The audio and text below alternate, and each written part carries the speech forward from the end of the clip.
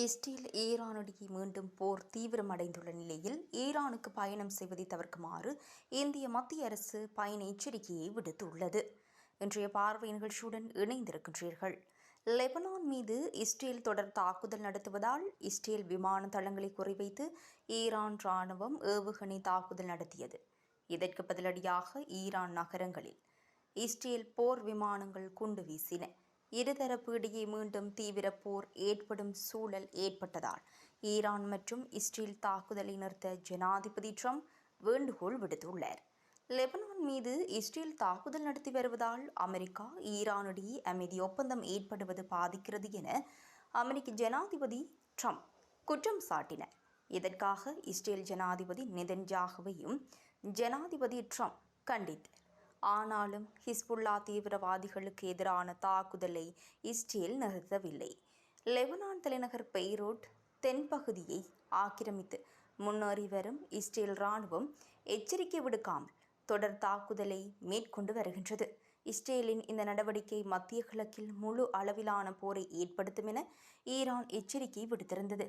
இந்த நிலையில் கடந்த ஏப்ரல் மாதம் சண்டை நிறுத்தம் ஏற்பட்டதற்கு பின் முதல் முறையாக இஸ்ரேல் மீது ஈரான் நேற்று ஏவுகணை தாக்குதலை நடத்தியது. ஈரானின் 10 ஏவுகணைகளை இஸ்ரேல் நடுவானில் இடைமறித்து அளித்தது. இஸ்ரேலின் வடக்கு பகுதியில் சில ஏவுகணைகள் விழுந்து வெடித்தன. இதனால் இஸ்ரேலின் பல நகரங்களில் சைரன் எழுப்பப்பட்டது. மக்கள் பதுங்கு குழியில் சென்று மறைந்தனர். இஸ்ரேலின் நெவாடிப் டெல் நோஃப் நகரங்களில் உள்ள 2 விமானங்களை தாக்கியதாக ஈரான் கூறியது. ஆனால் அங்கு என்ன பாதிப்பு ஏற்பட்டது என்ற அறிவிப்பு வெளிவரவில்லை. ஈரான் தாக்குதலுக்கு பதிலடியாக இஸ்ரேல் போர் விமானங்கள் ஈரானின் மத்திய மற்றும் மேற்கு பகுதியில் குண்டு வீசின. இதனால் இஸ்பஹான், கரச் மற்றும் டேப்ரிஸ் நகரங்களில் பயங்கர சத்தம் கேட்டது. ஈரானின் மக்ஷகர் பெட்ரோ ரசாயன ஆலை மீது தாக்குதல் நடத்தப்பட்டதாக இஸ்ரேல் ராணுவம் கூறியது. இதனால் இருதரப்பும் மீண்டும் கடும் போரில் ஈடுபடும் வாய்ப்புகள் உருவாகியுள்ளன. இந்த போர் சூழல் அமெரிக்கா ஈரான் இடையேயான அமைதி ஒப்பந்த முயற்சியை பாதித்துள்ளது. இதனால் ஈரான் மற்றும் இஸ்ரேல் பதில் தாக்குதல் நடவடிக்கையில் ஈடுபட வேண்டாம் என அமெரிக்க ஜனாதிபதி ட்ரம்ப் வேண்டுகோள் விடுத்துள்ளார். மத்திய வெளியுறவுத்துறை நேற்று வெளியிட்ட அறிக்கையில் கூறியிருப்பதாவது: மேற்கு ஆசியாவில் தற்போது நடைபெறும் தாக்குதல்கள் மிகுந்த கவலை அளிக்கின்றது. இதனால் சர்வதேச நாடுகள் மிக கடுமையாக பாதிக்கப்படும். கடந்த 100 நாட்களுக்கு மேலாக மேற்கு ஆசியாவில் பதற்றம் நீடிக்கின்றது. இதனால் ஏராளமானோர் பாதிக்கப்பட்டுள்ளனர். சர்வதேச பொருளாதாரம், எரிசக்தி விநியோகம் மிக கடுமையாக பாதிக்கப்பட்டு உள்ளது. இந்த நேரத்தில் இந்தியாவின் சார்பில் ஓர் அழைப்பை விடுக்கின்றோம். சம்பந்தப்பட்ட நாடுகள் பொறுமையை கடைபிடிக்க வேண்டும். பதற்றத்தை முழுமையாக தவிர்க்க வேண்டும். பொதுமக்கள் மீது தாக்குதல் நடத்தப்படக்கூடாது. ராஜ்ய ரீதியிலான பேச்சுவார்த்தை மூலம் அமைதியை நிலைநாட்ட வேண்டும்.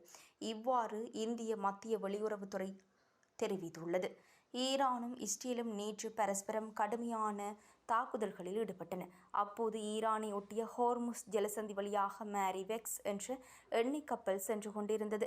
அந்த கப்பல் மீது ட்ரோன்கள் மூலம் தாக்குதல் நடத்தப்பட்டது. இதில் கப்பல் தீப்பிடித்து எரிந்தது. இதேவேளை இஸ்ரேல் ஈரானிடையே மீண்டும் போர் தீவிரமடைந்துள்ள நிலையில் ஈரானுக்கு பயணம் செய்வதை தவிர்க்குமாறு இந்திய மத்திய அரசு பயண எச்சரிக்கையை விடுத்துள்ளது. இது தொடர்பாக ஈரானில் உள்ள இந்திய தூதரகம் வெளியிட்டுள்ள அறிக்கையில், சமீபத்திய சூழலை கருத்தில் கொண்டு இந்தியர்கள் ஈரானுக்கும் பயணம் செய்வதை தவிர்க்க வேண்டும் என்ற முந்தைய அறிவுறுத்தலை தூதரகம் மீண்டும் வலியுறுத்துகின்றது.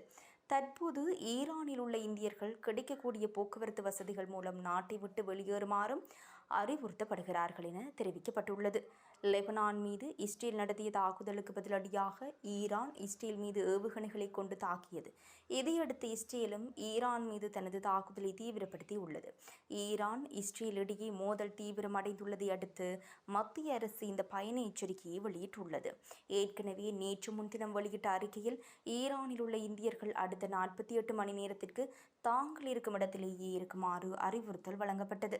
இதனிடையே இஸ்ரேலும் ஈரானும் உடனடியாக தாக்குதல்களை நிறுத்த வேண்டும் என்றும் அமெரிக்க ஜனாதிபதி டொனால்ட் ட்ரம்ப் வலியுறுத்தியுள்ளார்.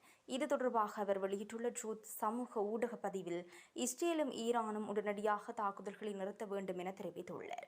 அவர் வெளியிட்டுள்ள மற்றொரு பதிவில் இஸ்ரேல் ஈரான் ஆகிய இரு தரப்பினரும் உடனடியாக போர் நிறுத்தம் செய்ய விரும்புகின்றனர். அறியாமை அல்லது முட்டாள்தனம் குறுக்கிடாத பட்சத்தில் அமைதிக்கான இறுதி பேச்சுக்கள் நடைபெறும். இறுதி ஒப்பந்தம் எட்டப்படும் வரை முற்றுகை முழுவீச்சில் தொடர்ந்து அமுலில் இருக்கும். துரிதமான நடவடிக்கைகள் வேண்டும் என தெரிவித்துள்ளார். இதேபோல் இஸ்ரேலுக்கு எதிரான தாக்குதலை நிறுத்துவதாக ஈரான் ராணுவம் அறிவித்துள்ளது. போர் பதற்றம் தீவிரமடைந்த நிலையில் ஈரானின் இந்த அறிவிப்பு அமைதிக்கான பாதையில் வெளிச்சத்தை கூட்டியிருக்கின்றது. லெபனான் மீது இஸ்ரேல் தாக்குதல் நடத்தியதற்கு பதிலடியாக ஈரான் இஸ்ரேல் மீது ஏவுகணை தாக்குதல்களை நடத்தியது. பதிலுக்கு இஸ்ரேலும் ஈரான் மீது தனது தாக்குதலை தீவிரப்படுத்தியது. எதிர்பாராத இந்த திடீர் மோதல் மேற்கு ஆசியாவின் நிலைமையை மீண்டும் சிக்கலாக்கும் என்ற அச்சம் பரவலாக எழத் தொடங்கியது. 2 மாதங்களுக்கு முன்பு அமெரிக்கா ஈரானுடன் போர் நிறுத்த ஒப்பந்தம் செய்து கொண்ட பிறகு முதல் முறையாக இஸ்ரேலுக்கும் ஈரானுக்கும் இடையே இந்த மோதல் ஏற்பட்டது. அத்தோடு இஸ்ரேல் மீது ஏவுகணை தாக்குதல்களை நடத்தப்போவதாக ஹவுதி கிளர்ச்சியாளர்கள் அச்சுறுத்தினர். மேற்கு ஆசியாவை மீண்டும் போருக்குள் தள்ளும் அச்சுறுத்தலை இது ஏற்படுத்தியுள்ளது.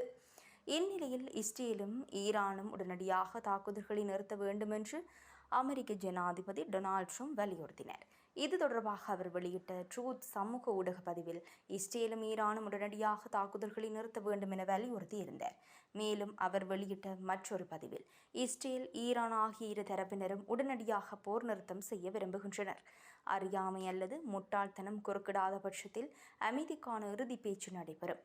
இறுதி ஒப்பந்தம் எட்டப்படும் வரை முற்றுகை முழுவீச்சில் தொடர்ந்து அமுலில் இருக்கும். நிலைமை சீராக துரிதமான நடவடிக்கைகள் எடுக்கப்பட வேண்டும் என தெரிவித்திருந்தார்.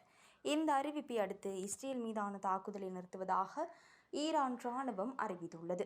ஈரான் ராணுவத்தின் கூட்டு தலைமையகம் வெளியிட்டுள்ள செய்தியில் இஸ்ரேல் மீதான தாக்குதலை நாங்கள் நிறுத்துகின்றோம். அதே நேரத்தில் இஸ்ரேலோ அதன் ஆதரவாளர்களோ தெற்கு லெபனான் உட்பட ஏதேனும் ஆக்கிரமிப்பு மற்றும் விரோத செயல்களில் ஈடுபட்டால் முன்பை விட கடுமையாக நசுக்கும் நடவடிக்கை தொடரும் என தெரிவித்துள்ளது.